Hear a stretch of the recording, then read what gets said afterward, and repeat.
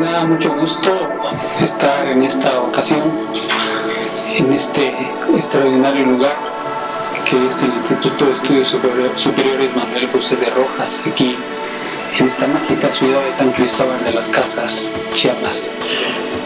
Inicio con mi agradecimiento al señor rector, el doctor Gabriel Sarmiento Robles, con quien me une una amistad que ya lleva muchos años, y vuelvo a traer a mi memoria al fundador, al señor rector don Jorge Sarmiento, por todas las enseñanzas que de él recibí y muy especialmente, y perdón que lo diga así, por el enorme cariño que siempre sentí hacia mi persona. Es un privilegio estar aquí. Nunca he podido decidir cuál es la principal razón que me trae a San Cristóbal de las Casas, y creo que prevalece la amabilidad de todas las personas que en esta institución laboran, empezando por el señor rector, por doña Sofía, por el personal académico, por el personal administrativo, por todos. Muchas gracias por tantas atenciones. Muy bien, me parece que hay temas sobre los que podemos hablar y creo que vamos a seguir hablando durante mucho tiempo. Dicen que la maldición de un gitano, la peor maldición de un gitano, el mayor encono que puede tener un gitano, es cuando te dice Dios te maldiga y entre abogados te veas. Y es una expresión fuerte en la que pues, nos vemos inmiscuidos todos los que tenemos esta profesión de abogados. Sin embargo, a mí me agrada a la vez una hermosa bendición que se le atribuye a los celtas. Y ellos dicen, ojalá y vivas tiempos interesantes. Y esa es su mayor bendición. A mí me parece que estamos viviendo tiempos interesantes. Un primer momento, quizá ya lejano un poco, es la reforma constitucional que en el año 2008, en junio, transforma el sistema acusatorio a sistema acusatorio adversarial, el sistema procesal penal a un sistema acusatorio adversarial. Ese es un primer momento, tiempo interesante. Viene después una reforma constitucional en materia de derechos humanos de 2011 que nos cambia profundamente la visión de lo que el derecho es y cuáles serían aquellas normas que habríamos de tomar en consideración al momento de dictar una decisión, de pronunciarse sobre un conflicto jurídico. Y otro momento es lo que acontece en el año 2013 con la nueva ley de amparo. Si me permiten la expresión, la tormenta perfecta, reforma en materia de derechos humanos, nueva ley de amparo, sistema acusatorio.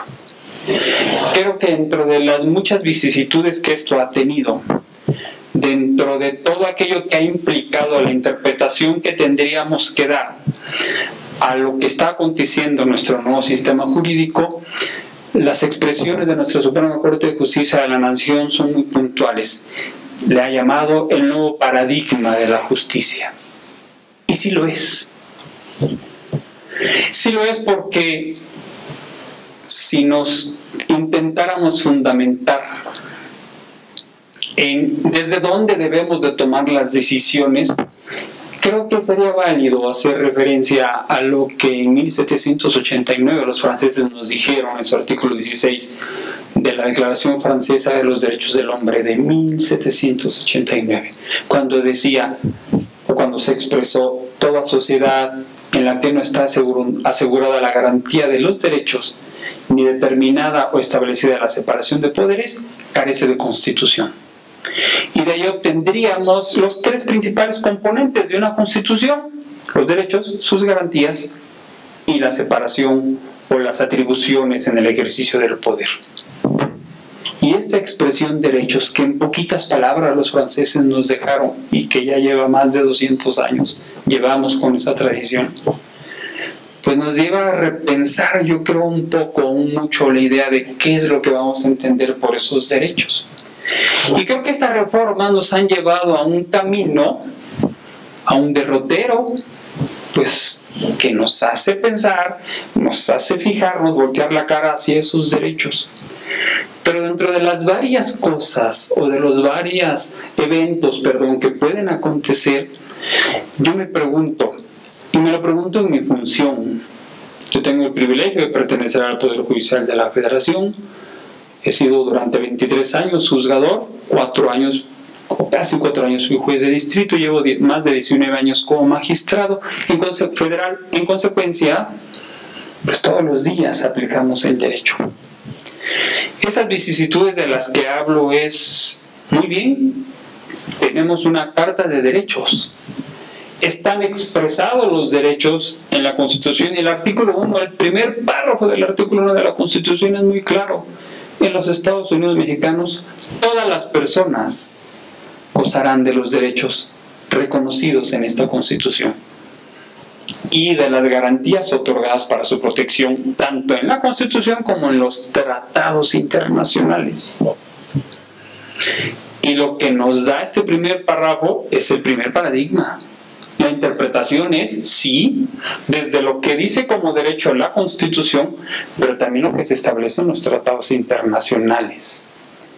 Y creo, con el mayor de los respetos lo voy a decir, que nos volcamos hacia un hipergarantismo y decidimos, quizá por lo que la historia nos había marcado de posibles vejaciones en las detenciones, en el trato que se le daba a una persona ya detenida, en los derechos de los que quizá no podía hacer uso de ellos cuando estaba detenido en una estación de policía, ante el Ministerio Público.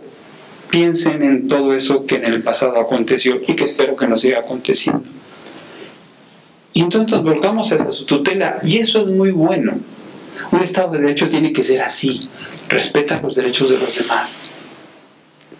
Las garantías, en consecuencia, se trasladaban a que si yo tengo un derecho, verbigracia la libertad personal, la garantía es que quien me va a privar de ella sea una autoridad competente, lo haga de manera fundada, motivada, por escrito, y todo lo que la propia Constitución establece. Muy bien.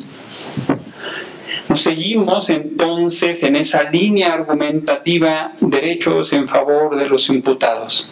Y creo que poco nos fijamos en los derechos de las víctimas de los delitos. Estoy hablando del drama penal. En este drama penal hay una víctima de un delito y hay un probable responsable, probable imputado, imputado, acusado, como ustedes le quieran llamar. Pero si la Constitución nos dice que todas las personas gozan de los derechos y de las garantías, no solo hay que pensar entonces en el imputado, también en la víctima del delito. A un acusado inmediatamente se le tiene que hacer saber el motivo de su detención, las causas por las cuales se está deteniendo o la imputación que se le esté formulando. Una víctima, cuando llegue a presentar una denuncia ante la gente del Ministerio Público, también hay un mandato que dice que se le debe nombrar asesor. Y yo no sé hasta dónde se respete en igualdad de condiciones los derechos del imputado que los derechos de las víctimas. Y eso es algo en lo que yo quiero hacer énfasis.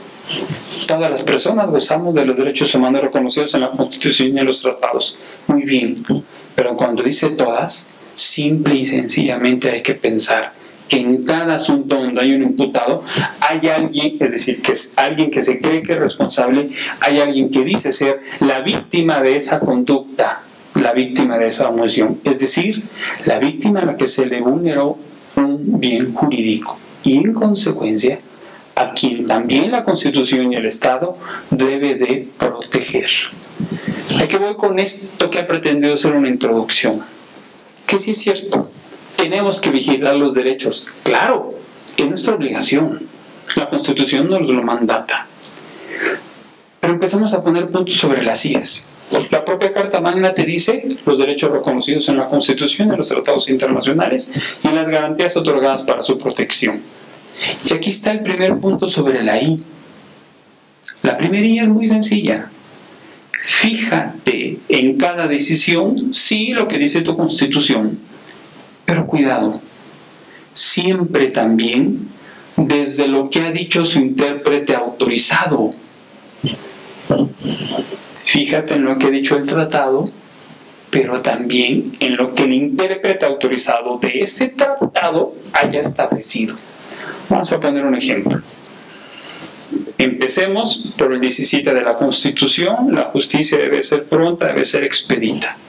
Plazos y términos que fije la ley. Convención Americana sobre Derechos Humanos, toda persona debe ser juzgada en un plazo razonable. Estas expresiones, la Constitución no las puede definir.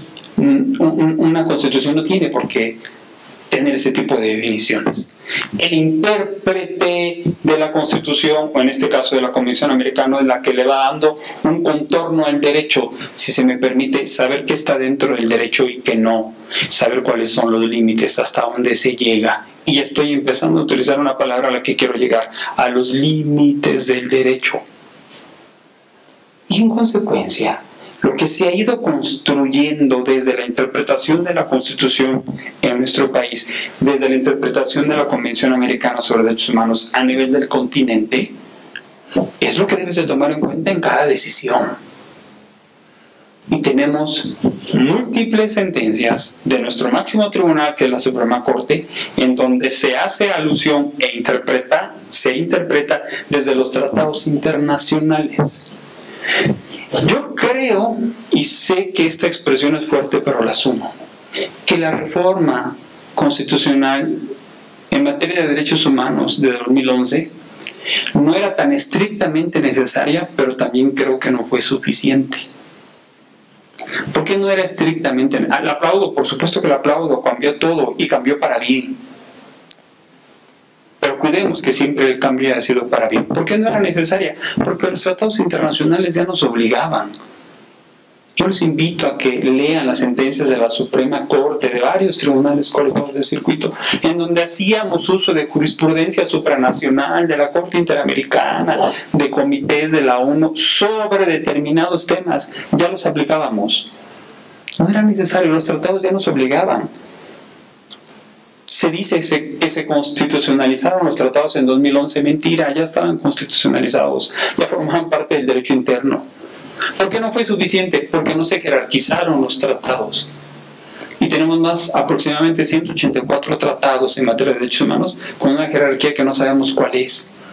Y muchos de ellos en el propio derecho internacional de los derechos humanos son soft law, es decir, derecho blando o derecho que no es tan exigible, permítame esta expresión. Otros son hard law, derecho duro. Y entonces aquí ya tenemos un problema, no fue suficiente porque no se jerarquizó. Sumado entonces al problema que nos fuimos al hipergarantismo en relación con el imputado, olvidándonos de la víctima, sumado que queremos aplicar los tratados sin saber lo que ha dicho su intérprete autorizado, ese es otro problema. Pero aquí viene quizá entonces un pequeño problema más. ¿Cuál es? Quiero ser enfático en él. Acontece, y déjenme hablar por mi experiencia. Yo nunca he visto una demanda de amparo en donde se diga por parte de un quejoso que inicie con la expresión: yo sé que tengo deberes y obligaciones. Nunca he visto algo así. Todos dicen: yo tengo derechos, y he escuchado expresiones, visto palabras, y vengo a exigirlos. Que eso está bien, se exigen los derechos. Y siempre pienso: pero también tienes obligaciones. Me voy a referir a dos artículos de la Convención Americana sobre Derechos Humanos, el 32 y el 30. El 32, muy en especial, habla de manera clara y enfática. Dice correlación entre deberes y derechos. El punto 1 dice: toda persona tiene deberes para con la familia, la comunidad y la humanidad. 32.2. Los derechos de cada persona están limitados por los derechos de los demás, por la seguridad de todos y por las justas exigencias del bien común en una sociedad democrática. Los derechos fundamentales o humanos tienen límites, y eso es quizá el principal motivo de lo que yo quiero hacer saber: los límites a los derechos fundamentales. Solo hay 3 derechos ilimitados de acuerdo a la normativa supranacional o al derecho internacional de derechos humanos. Son 3 prohibiciones: la de la tortura, la de la desaparición forzada de personas y la de trata de personas, la moderna esclavitud del siglo XXI. Esos son derechos ilimitados. Nadie puede disponer ni tantito de alguno de esos derechos. Nadie. Pero todos los demás tienen límites. Y lo dice el punto 232.2 de la Convención: los derechos de cada persona están limitados por los derechos de los demás, de la seguridad de todos, las justas exigencias del bien común. Voy ahora al 30. Y el 30 de la Convención dice: las restricciones permitidas de acuerdo con esta Convención al goce y ejercicio de los derechos solo deberán estar establecidas en ley. Obvio, eso es una garantía, la restricción debe estar en ley. Perfecto, muy bien. Y deben de ser para el propósito para el cual fueron establecidos. Perfecto. Ahí está el engranaje. Si pensáramos que los derechos son ilimitados, perdón por esta expresión tan simple, y que entonces aquí cada quien puede hacer lo que quiera, esto no va a ser un Estado de Derecho. Si de por sí ya se cuestiona cada día el Estado de Derecho, si no le ponemos límites a las actuaciones de los demás, si no pensamos en los derechos de los otros, en la seguridad de todos y en el bien común, esto va a ser un fracaso o un Estado de Derecho fallido, un Estado fallido. Por favor, pensemos en los límites y en cada caso concreto se deben analizar. Afortunadamente, la Suprema Corte, cumpliendo con su papel de Tribunal Constitucional, por ejemplo, nos ha subido, perdón por esta expresión, a la palestra a decir: interés superior del menor. No puedes olvidarlo en cada asunto. Si el menor no va a un asunto que tú estás decidiendo, pero te das cuenta de que lo puede afectar, no puedes dejar de pensar en él. Por mucho que alguien alegue tener un derecho, los derechos tienen límites. Por favor, analicen las propias expresiones que utiliza la Constitución. Libertad de expresión, límite, la real malicia. ¿Quién lo ha dicho? La Organización de Estados Americanos, la relatora para la libertad de expresión. El límite de la libertad de expresión es la real malicia. Podrás tener derecho a hablar de alguien, algunas cosas, decir cosas, pero cuidado con que lo que estés diciendo sea mentira y la real malicia sea que lo estás intentando perjudicar sin tener un poquito de visos de veracidad de aquello que estás expresando. Cada derecho tiene límites. Los límites están señalados en las propias porciones normativas de la Constitución y de los mismos tratados, pero también construidos desde lo que ha dicho el intérprete autorizado tanto de la Constitución como de los tratados. Yo me quiero quedar con 2 frases, y las frases son muy sencillas. Una de ellas es lo que quizá pudiera resumir, el realismo jurídico norteamericano. Digo quizá porque esta doctrina del realismo jurídico es bastante más de lo que voy a decir. Sin embargo, se reduce quizá, o de alguna manera se ejemplifica mucho con una frase de un juez de la Corte Suprema de Justicia de los Estados Unidos de Norteamérica, Charles Evans Hughes, que él decía, había sido gobernador de Nueva York, después fue juez de la Corte Suprema, y dijo él: las personas estamos sujetas a la Constitución, pero la Constitución es lo que los jueces dicen que es. En ese tenor, la Constitución de nuestro país será lo que la Suprema Corte de Justicia diga que es. La Convención Americana sobre Derechos Humanos es lo que la Corte Interamericana de Derechos Humanos ha dicho que es. Esas interpretaciones, perdón por esto que voy a decir, no podemos sacarlas de la manga como más y decir: yo creo que es esto. No, señores, cada una de esas porciones normativas ya tiene una interpretación.